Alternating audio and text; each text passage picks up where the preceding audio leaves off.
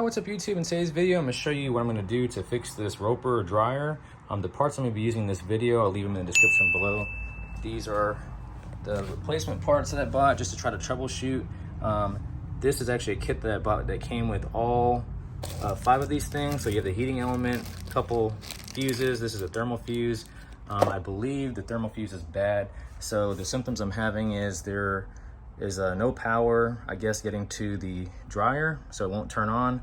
And then before it actually went out, there was no heat coming out, so it just blew out cold air out of there. So I already took off the thermal fuse that was right inside here. So it just slides in here like this, kind of like this, just like that, and it has a screw holding it. And then these contacts were on it. So I took that off. This is the old one.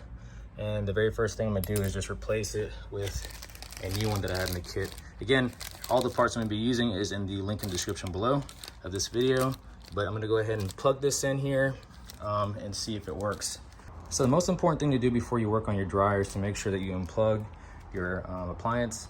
And so I have the plug right over there. There's no power. So I'm gonna go ahead and turn this thing on and see if we have some heat.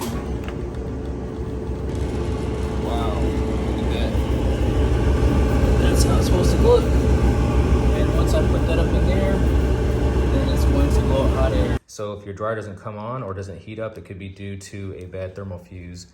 There are times where if you change out all these items and you're still having issues, it could potentially be a timer, which is that knob that you use to adjust different settings on your dryer. So that's what the hot coils look like on a dryer.